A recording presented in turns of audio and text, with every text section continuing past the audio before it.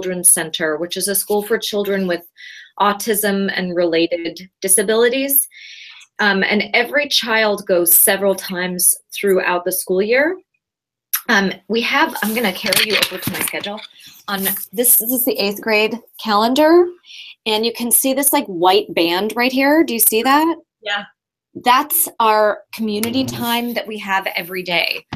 So our trips to the Manhattan Children's Center are scheduled during that community time. So they actually it's not, I pointed at the wrong band, but they go during lunch and our like enrichment period, which is right after lunch.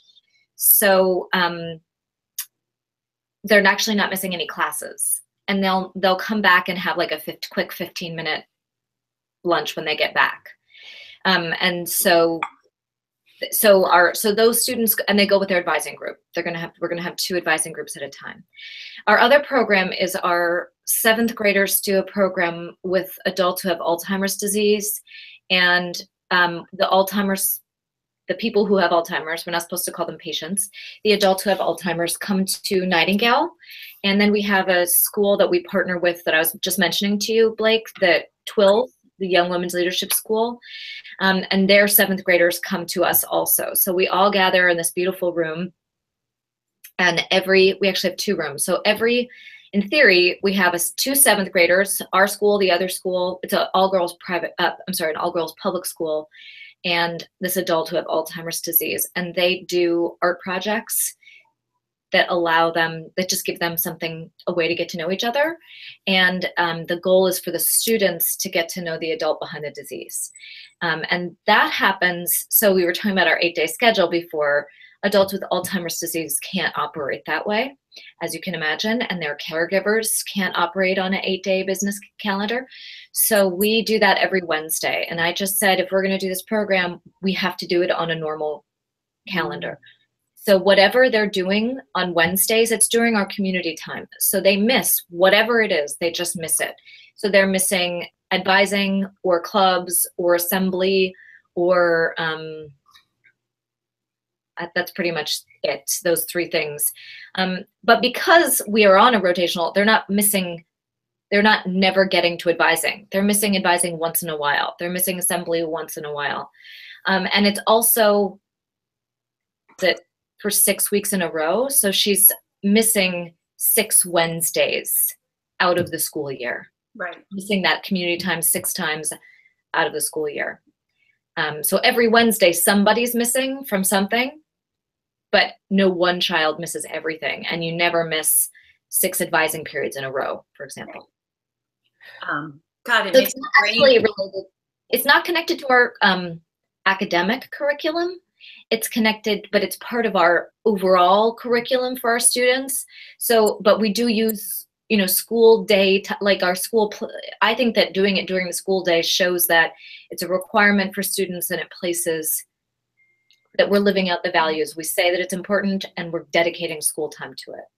That's actually an interesting differentiation, I would think, between having it in your actual academic curriculum and then having it be part of like your whole child curriculum that is a goal for graduation or what have you. But is it how do schools articulate where they're going to do that work and how it fits in their school day?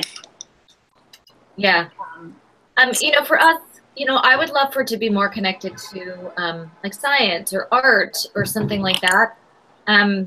But I just haven't been successful in doing that with our faculty and our curriculum. And so, I'll take what I can get, And that's what I was going to talk about a little bit today, is about what are the challenges, and certainly getting your faculty and your administration to sort of rethink what is an academic necessity is important.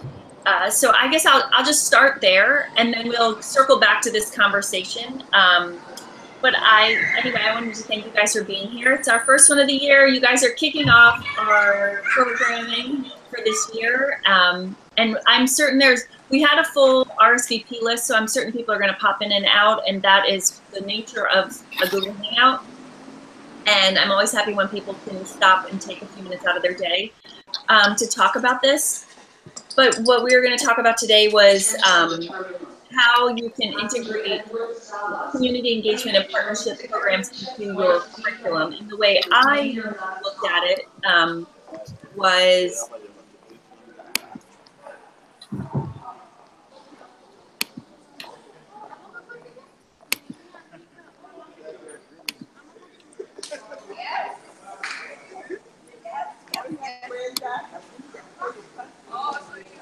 thank you. I didn't mean to mute myself. Oh, okay. I thought I did that. No. So, okay. So anyway, what I was saying is that's good because I was stumbling. So anyway, I was going to talk about like why this is important to have these programs integrated into your curriculum. And one is, one of the reasons is because all kids deserve the same shared learning experience. When it's not in your academic day, you're asking children to make choices between extracurricular and off-campus activities like sports and drama and band and art and service, engagement, community partnership, etc. And so to really have kids develop the critical character skills we are hoping for them to develop, it needs to be a shared learning experience. So not only can the kids experience, but that they can talk about it amongst their peers and with their team in a safe place to process some probably slightly difficult conversations and questions that may arise from their experiences. And we all know that time is the hottest commodity for every school. And so to be able to maximize both having an academic and a community engagement program at the same time, working together, would be killing two birds with one stone and being able to really maximize your time. Not only does that relieve the pressure of parents and students to participate in these activities after school, it frees them up. It allows them to know that they have, they've all been given this opportunity within the school day. And that goes with a school's recognition that these are critical skills and experiences that kids need to have, and that they are as important as traditional academic classes. I think there's a real push right now to emphasize the value of these programs. Schools are developing programs called Life Ready or School for Community that is really allowing schools to say that programs that allow kids to develop character skills, empathy, compassion, listening, humility, you name them, are just as important as learning a language or studying the next level of math or civics or an AP class. That in order for them to become successful adults, this is just another component of their education, and it's no less nor no more valuable than the other parts of their day. So putting those into the curriculum is a school really truly articulating that value of those skills. From the outside world, there are two things that we've been talking about for a long time.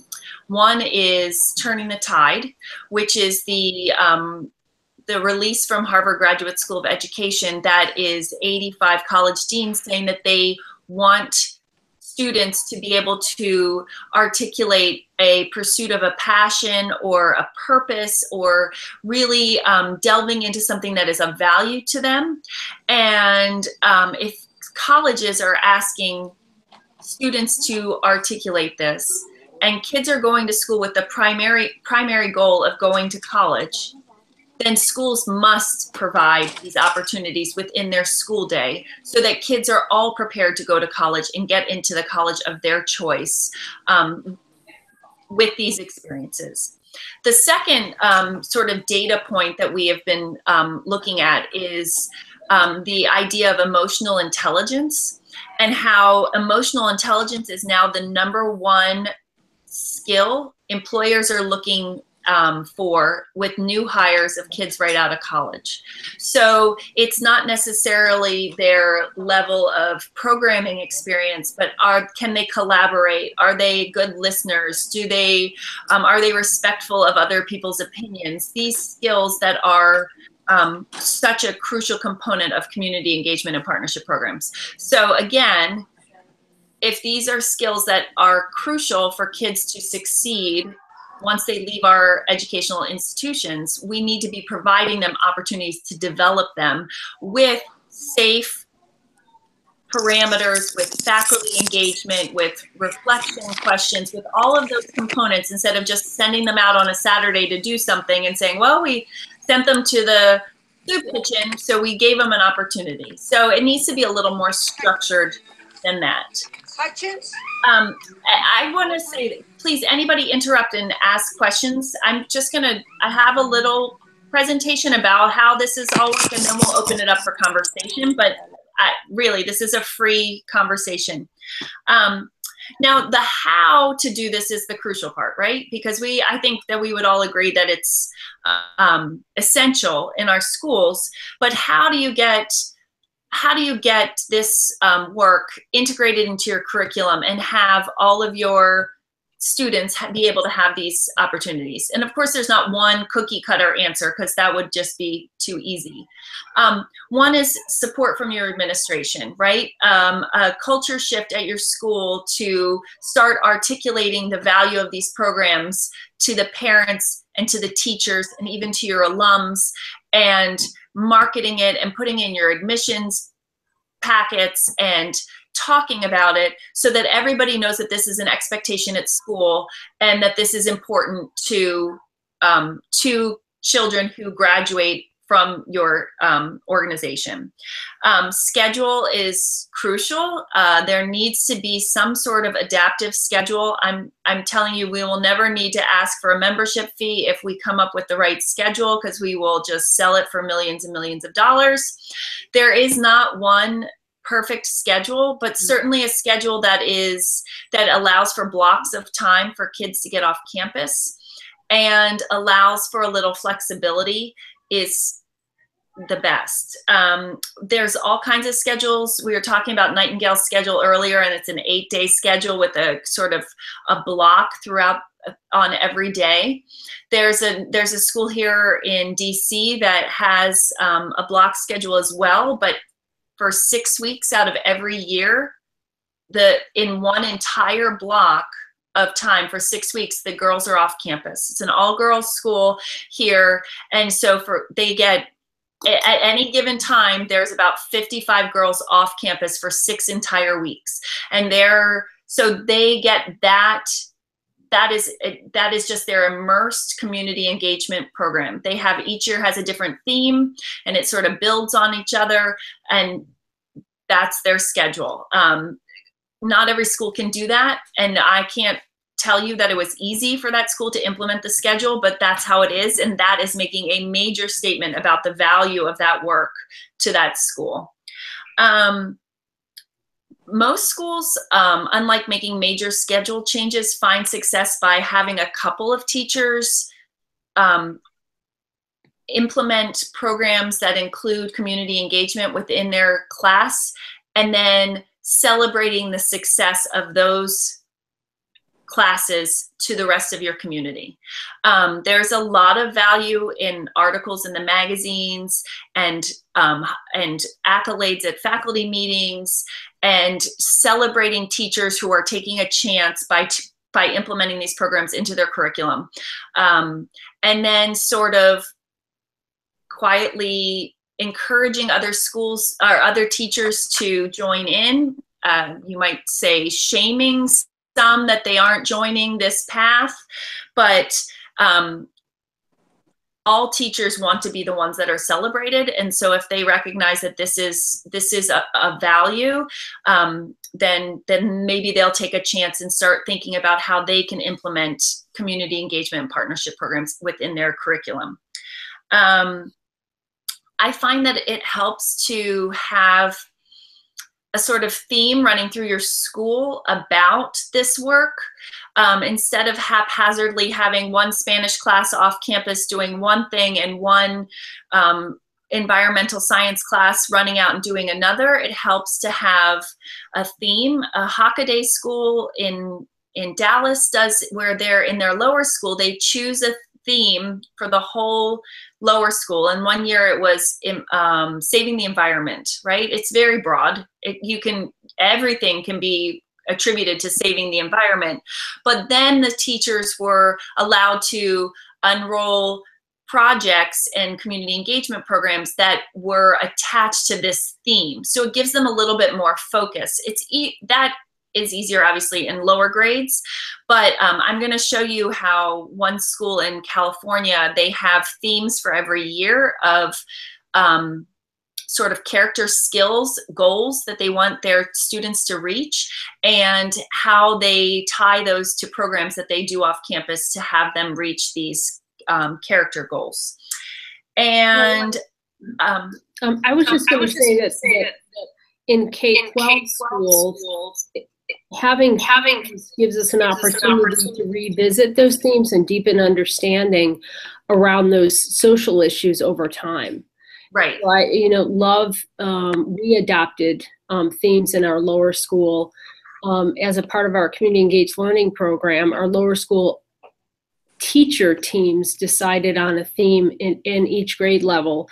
And we're looking at that in our middle school to help kind of build on what they're learning in the lower school. So it's a great opportunity, especially for schools that have kids for 12 years and 13 years.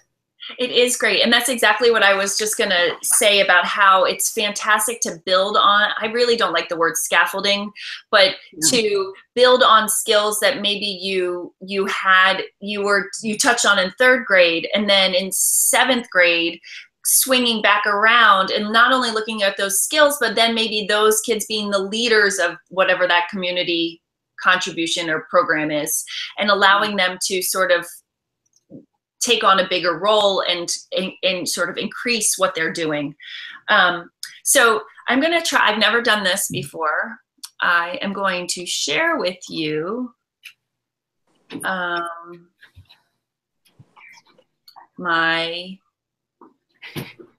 okay, so this is San Francisco Friends School. Can everybody see what I'm sharing? I saw it for a second. You don't see it anymore? I see it. Sorry for running late, everybody.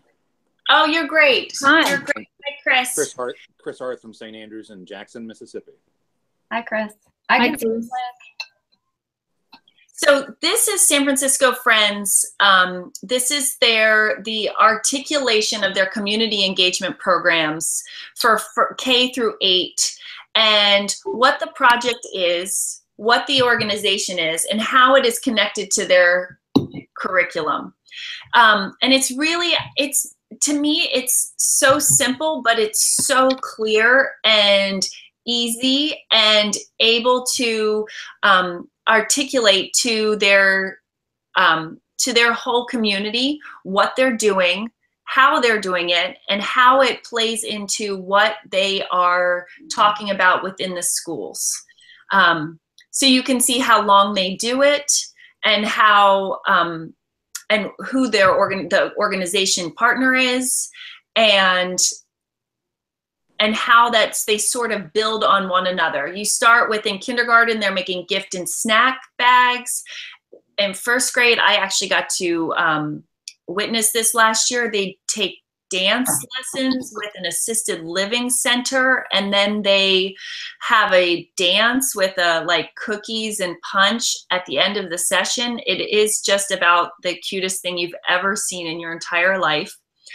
And then it moves up to food sorting and student-driven projects, and they get off campus. They live right this school is right in the middle of San Francisco. So they have a lot of opportunities to sort of interact with community organizations. But this is just one way that this is articulated. And this is smack dab in the middle of their website. So anybody can see it, anybody who's looking at the school or trying to learn about what the school is about sees how important this is in their day-to-day being. I'm going to switch to the next one. This is Castilleja, which also happens to be in California, and this is an all-girls school. It's a 6th through 12th grade school in Palo Alto. And so what they have done is they have articulated what goals they want to have the girls work on each year. And then they show how they have community engaged programs that enhance these character goals. So this is all about becoming the best female leader you can be. That's the goal they have for their girls that graduate. And so you can see they work on observing and listening, and then they go to ambiguity. Yes? Like, oh, I'm still seeing your San Francisco Friends page. Okay. Well, is anybody else in the other pages? Yeah, I'm not seeing either one of them, but I'm operating on an iPad, so that's me. All right, let me see if I can do it again. That's all right. And Guyby and Stacy are just rock stars. They are. Chris, you saw them, right, when we were in San Francisco? Yeah, can you see this now? Yes, thank you. I can see it. Oh, that's great. Thank you. And Guyby. Okay, so this is on their website, and actually it's prettier on their website. I pulled this off of a PowerPoint slide, but again, it's showing how what I like about this is that the highlighted part are the character skills, and the smaller part is the actual partnerships. So it's clear that the emphasis is on these character skills that these kids will get, and every girl gets this. Now, hold on, I'm struggling here with the screen sharing. That's great. That's fine. It's working.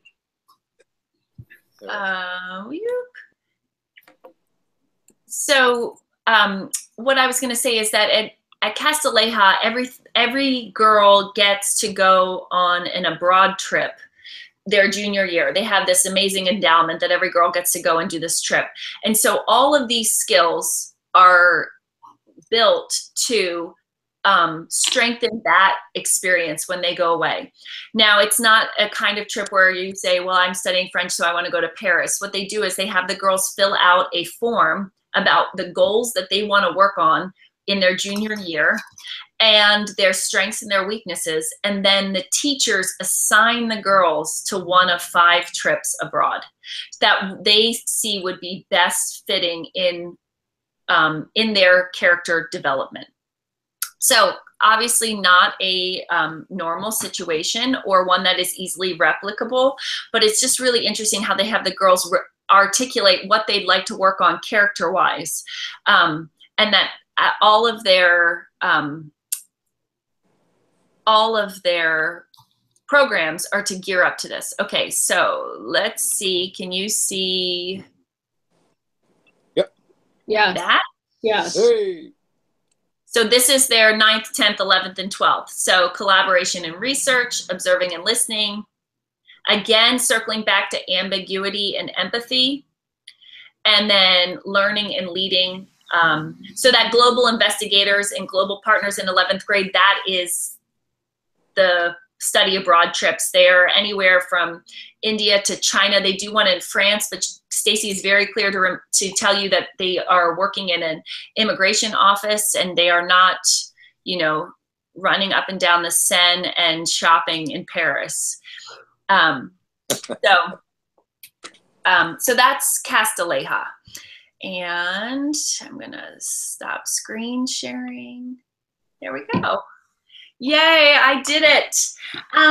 So these are my impressions of how to best get these programs started into your curriculum. I would like to know from all of you what your success is of having these in your curriculum at your school. What are the challenges? Can we sort of try to tackle in the next 30 minutes some of those challenges to help one another? And what's a goal for this year? Since it's September, we can sort of think about how can we make it so more kids have the opportunity to have these experiences at school. So if anybody has any questions or thoughts or want to share, this is our time.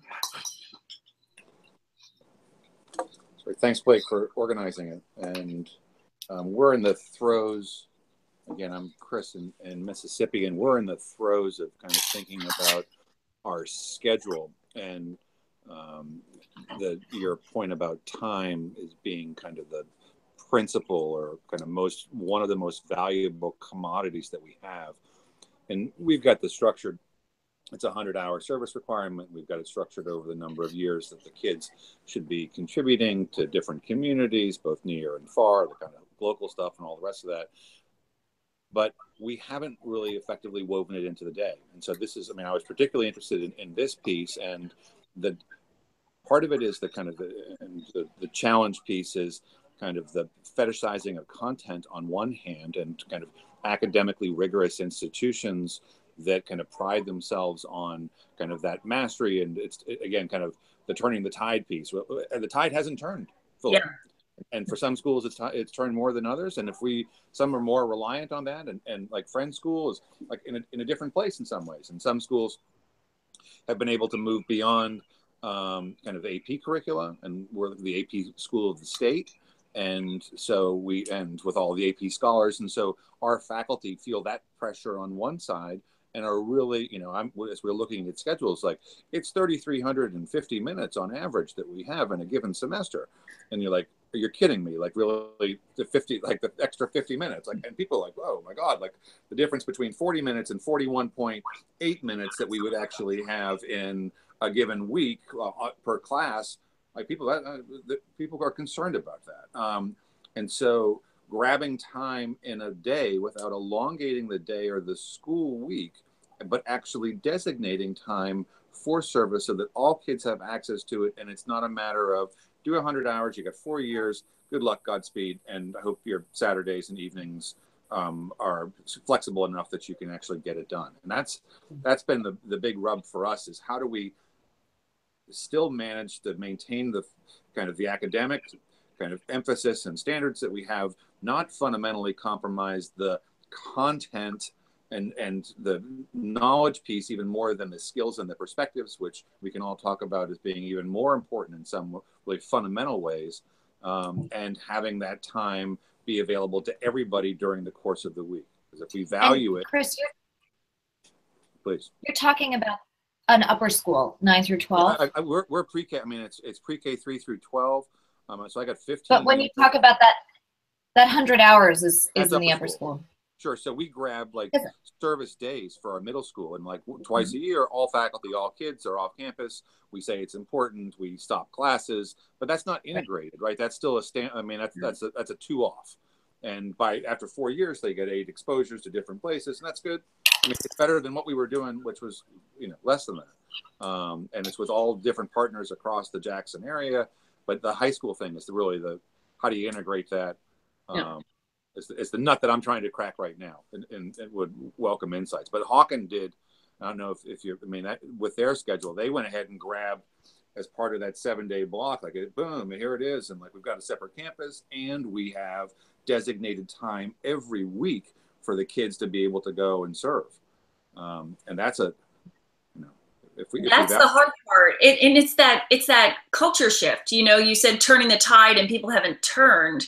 It's the same thing with schools. Like once the school culture shifts, then I was talking to Bush School. It's in Seattle. It's a progressive school, but they have a 2-hour or 2.5-hour block every Thursday. And I said, well, whatever. I said to Ray, well, like, what would ever happen if you tried to take that 2.5 hours away? He goes, that's the one thing our teachers fight for the most, is maintaining that 2.5-hour block that you can sort of, you can ask for to supplement your, like your own classes, education, field trips, etc. It's out there for the taking.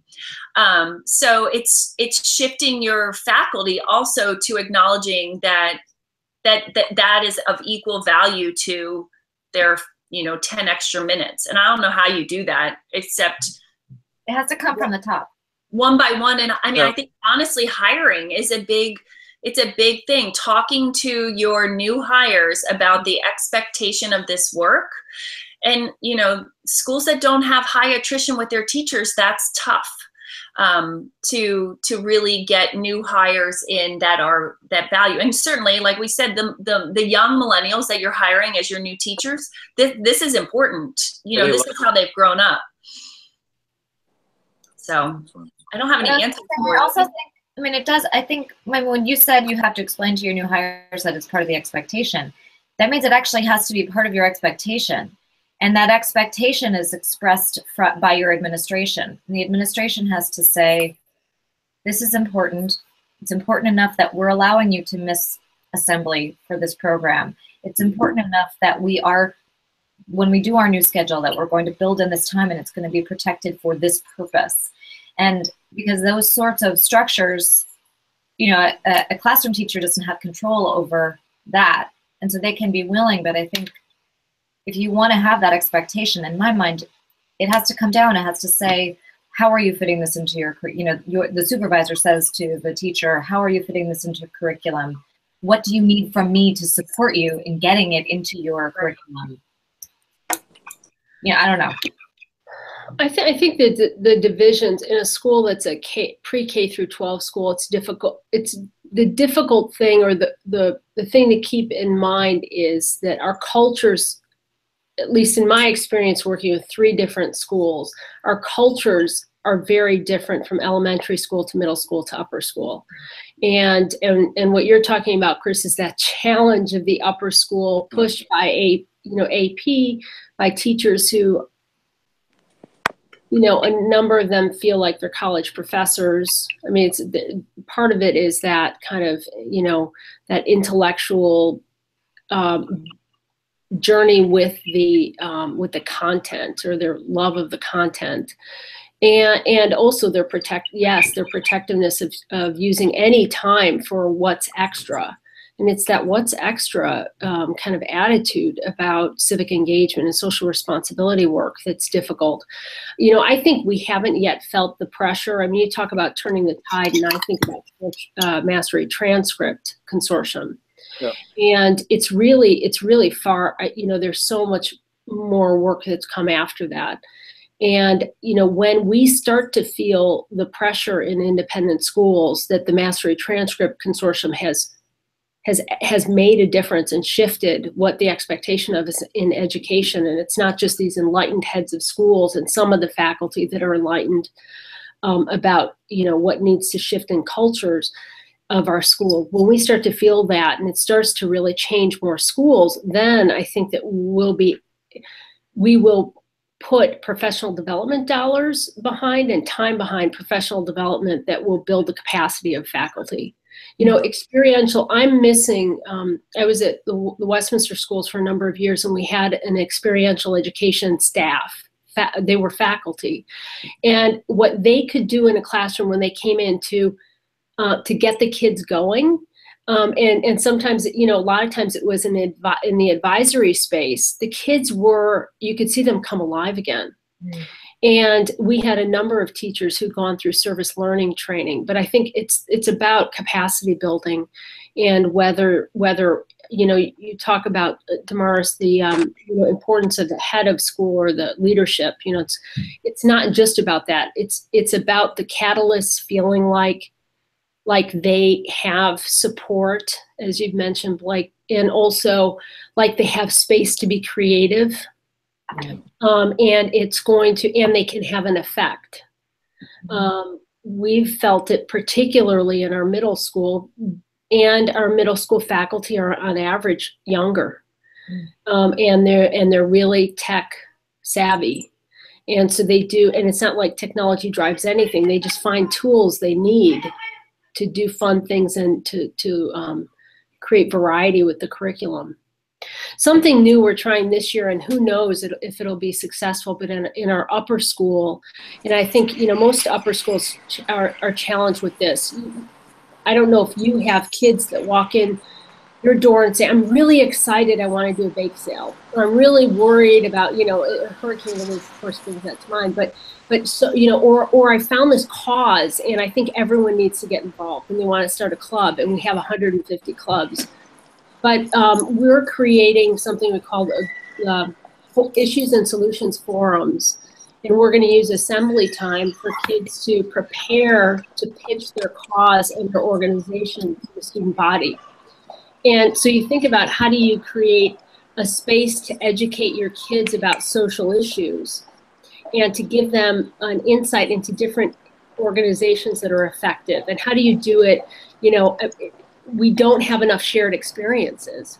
And so the assemblies is shared experience time, but bringing in too many speakers from a nonprofit to talk about the nonprofit, what's the purpose of it? So we've created like I hate to use this term, but social good Shark Tank, you know. So we'll see. And it gives us the opportunity to work with a limited number of students that want to participate and build their skills around messaging, oral and written communication, how to present analyze and present data, how to ask nonprofits good questions. And it may just be a handful of kids each semester. But we'll see how that goes. Our first forum will be in November, and that will be focused on global issues. And then our next one will be in the spring, and that'll be focused on local issues and solutions. So it's, I guess, a new idea, and we'll see how it works. But it is distinctly different than how we've worked in the middle school and in the lower school. Luana, there's a school in Philadelphia called the AIM Academy, and it's only about 10 years old, and it's designed for kids with learning differences. But they have this like amazing freedom that they are 10 years old, right? They created their 10 years ago. But they have a core class called social entrepreneurship. Oh, okay. And within that class, it's a year-long study. The kids investigate a cause that is important to them. They meet up with business mentors across the Philadelphia area. They write business plans. They go and study at different nonprofits to learn how nonprofits work and taxes and, you know, all the complications of starting a nonprofit. Then they go and sort of do a mock startup at school, and then it's a Shark Tank episode, but they present it all to their school community and their parents, and then they have the freedom for these are juniors, for the next year they can do an independent study and actually lift it off. That is so cool. I mean, so it's an elective. It's an elective? Okay. Yeah.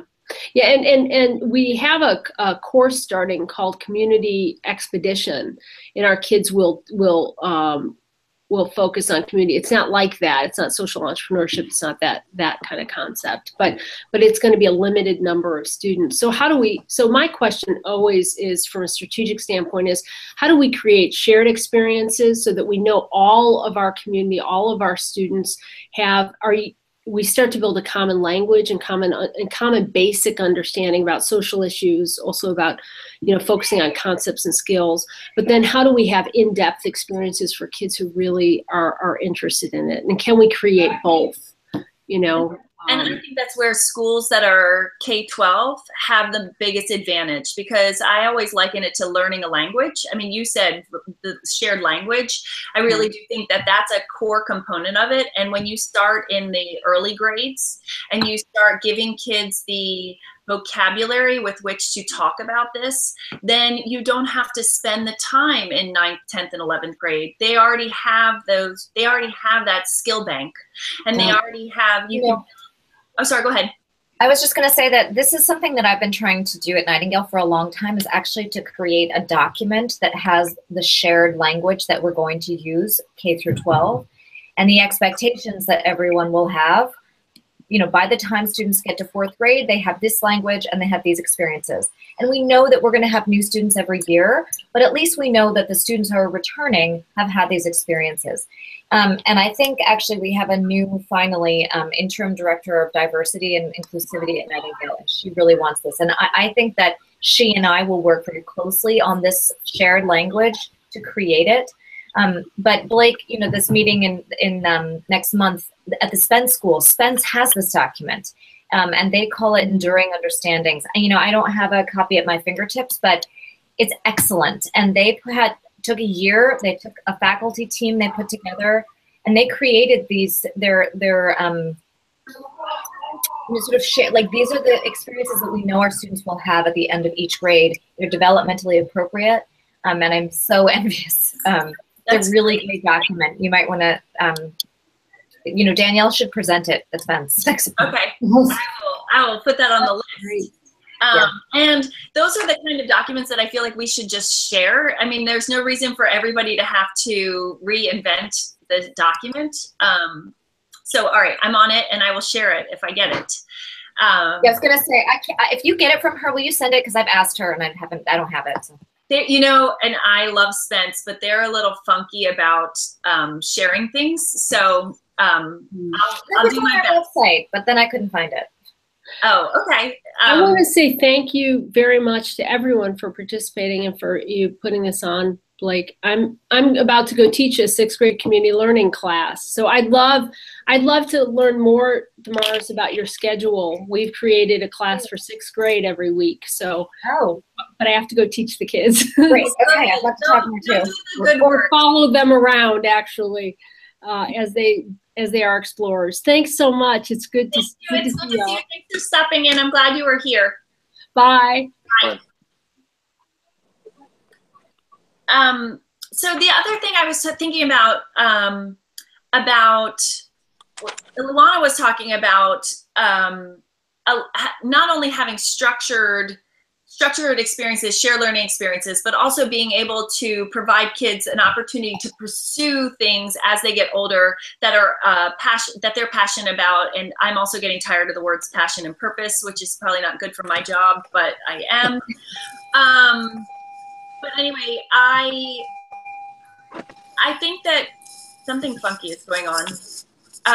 Anyway, I think that having these shared experiences in the lower grades, and then I love what Latin School of Chicago does, where they have community service requirements for freshmen and sophomores. So over the course of 2 years, they have to do 40 or 50, I'm not sure what the number is, hours of direct service to the same organization.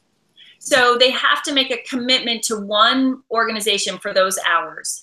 And then what happens is in their junior and senior year, they are given time within their day to go and start their own service projects. And the way it sort of manifests is that seniors have, I mean, maybe you call them clubs, and they're sort of the leaders of the club. And then the juniors come in, and then they sort of take the filling role, and then as seniors, they become the leaders. And so it becomes these sustainable community service projects that are school-wide, but are not required hours and are not, no one's tracking anything. It's because they've had these 40 hours of direct service to one organization that they have been able to instill a sort of a need or a love for service. I'm not suggesting every child feels that love and need to serve, but if you get a majority of kids that really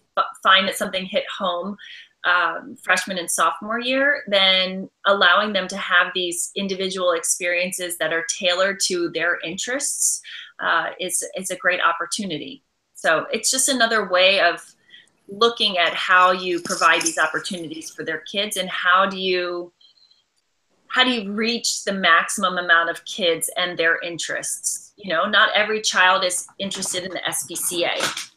So you have to really give them a variety of opportunities. Yeah, and that choice creates buy-in, right? In terms of the choice that the kids have, the more we can provide them with an array of choices. Right. So that they then feel some ownership of that as much as anything. Ours is similar to Latin's, but we use the term scaffolding, but you structure it so that there's an increasing commitment by year to the same organization. You can change organizations, but if it's 5 hours to one organization as a freshman that's required, then to a 10th grader, it's 10 and then 20 and then 35, so that you develop the relationship with people, but you still have some flexibility in terms of having different experiences. So if you pick the wrong one, that you're not wedded to it from the get-go, because that can then have the effect of turning kids off, even if it's something that's worthy and we've approved it. My son had in his English class, last year he's in 7th grade, and he had a passion project. So at the beginning of the year, you had to choose something you were passionate about. And lucky for him, he has me as my mother. So I sort of saw how this was all going to play out. And I was like, be very careful about what you choose your passion as your passion, because what you're passionate about today might not be what you're passionate about in May. And so he really likes programming. So we chose coding. And so they end up like reading a bunch of texts, nonfiction and fiction, about their passion, and then they have to find a way to give back to their community around their passion. Well, the kids that chose endangered tigers as their passion really were stuck come March, April, and May about how they're going to give back to their community.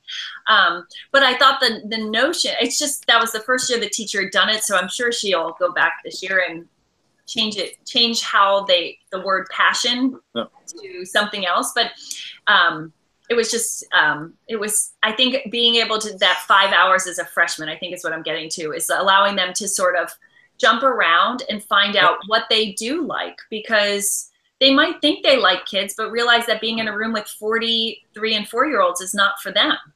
And so that's fair. And our middle school program, where we have those dedicated service days. And again, it's not in the theme of today's talk, which is really kind of the integration piece as much as possible. But that's designed to provide exposure to 8 different opportunities over the course of their middle school years. And so that they can then make an informed choice when they get to the high school. I'm so with the integration piece, though, and the environmental science class, that's an easy one. Zoology, that's an easy one. We're connecting the learning with kind of hands-on, kind of truly service learning and not community service at the zoo, and that's kind of rich and exemplary, and we'll celebrate that. But all of a sudden, you've got I've got American history, or I've got world literature, or I've got AP art history, and there are pieces that you can do, but it's not necessarily, it doesn't lend itself as naturally. And so how do we, if we're trying to create kind of shared experiences and shared reference points, and make sure they leave with the skills and dispositions that we value the most, how do you do that in a way without having it be like, this is an immersive something, like it's like that could become the thrust of the school as a whole. Not only like there's the tide turn, but like we've turned the ocean, we turned the ocean on its head. And that's a piece. And we're playing with a potential religion and ethics graduation requirement for our kids that could be kind of a capstone course.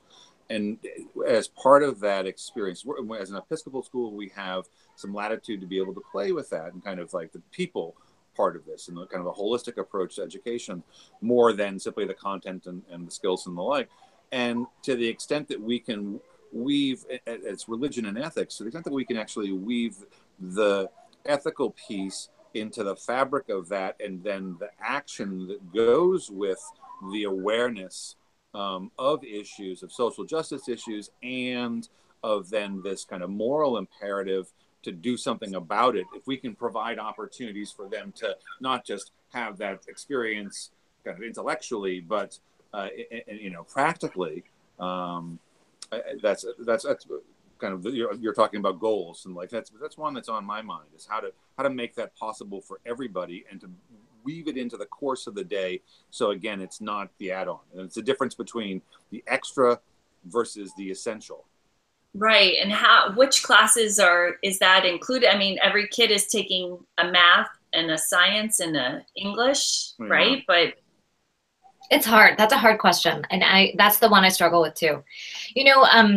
Liesl Shane at the Friends Seminary School in New York does this really well, I think. I think they do it really well. They actually did a whole presentation on it, and I was really excited about it. And then I had a conflict that day, and I didn't go. But one thing I remember that she took away from this is they actually took a faculty meeting and they presented, what is service learning, gave some examples of service learning, real service learning, and then they asked people to actually write, like brainstorm 3 ideas, like just totally think outside the box, brainstorm 3 ideas, post them on the wall, go around and read other people's, do a gallery walk where you like read them and write questions for other people. And it was not like you need to think of something and implement it. It was just like put it in your brain. And from that, 1 or 2 projects arose. Like there were 1 or 2 people who said, oh, I kind of get this concept. I'm going to try it. And they inspired other people, and that's how they kind of got their program starting, was that they said, this is important to us. How do you think you could do this? We'll support you. And then you didn't require it, but allowed it to be kind of a grassroots movement in a way. It doesn't answer the logistical question of time, Chris, but it was sort of a way of inspiring people and saying, this is important to us, and how might you do it? Let it percolate up. Yeah, I haven't done that at my school. I haven't been able to bring that in, but I hold that as like this great idea. But she might be a good person to call and ask about it. And I can connect you with her, Chris. She's fantastic. And their school, I mean, there's no getting around. Their school has a culture of this work. I mean, more so than any other school that I'm familiar with. And that is something that NNSP is now offering, as we've grown a little bit, is to come and do some of those faculty meetings and to organize them, because I think it's always helpful to hear it from an outsider rather than to always be the person, like for you, to always be the person that's pushing this agenda. So we are available to come and help orchestrate. I did last year. I went to an Episcopal school here in DC and did their advisory board. So they had faculty, students, board members, alums come, and they spent a weekend talking about how they could, I said this, they're an Episcopal school, how could they really walk the walk that they say they're doing, and they didn't feel like they were authentically doing it. So I ran that for them for a day. So that's super fun for me, because— How about Mississippi, Blake? I'm good. I go anywhere. I have my global entry. I can travel anywhere I want. Yeah. So anyway, I'm aware of the time, and it's 12:30, and you all probably have places to go. I feel like we could continue this conversation for another 2 hours, and I'm happy to do so if you guys would like to reconvene at another time. I apologize there weren't more people, but that's the way these work. Is they're for when you have the time, you can join us. Does anybody have any other questions? I'm gonna sign off and let you guys go, but I'm really grateful you're here. And Chris, if you'd like to be connected with Lietzel, I'd be happy to. Yeah, would you please? Yes, great. I'd love that. And I think that I will. Met, so just in terms of that context, I think we may have met at a different point, whether it's a private school's public purpose, or whether it was with you at one of the conferences. She was at NAIS when I met you there, so maybe it was there. But anyway, she's fantastic. So I will just redo the introduction. Doesn't happen. And if I get the Spence thing, I will share it with everybody. So with that, thank you so much. Thank you guys so much for being here. It's the beginning of my 2017 programming, so I'm super excited. I love it, Blake. Thanks for organizing it. Okay. Thank you, guys. I'll talk soon. Okay. Bye-bye.